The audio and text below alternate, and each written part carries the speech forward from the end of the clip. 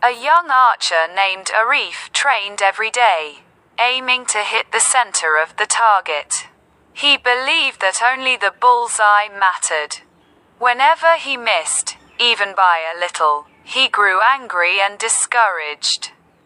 One day, his teacher watched quietly as Arif shot arrows.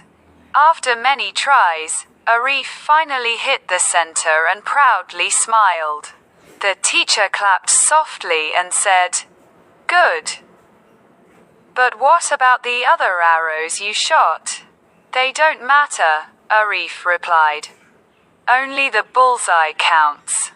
The teacher picked up one of the arrows that had landed just outside the center. Arif. Life is not only about one perfect result. Every arrow teaches you something.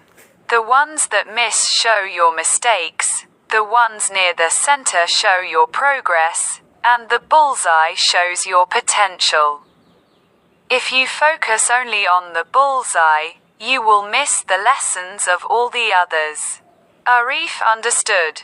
From then on, he celebrated every arrow, not just the one that hit the center.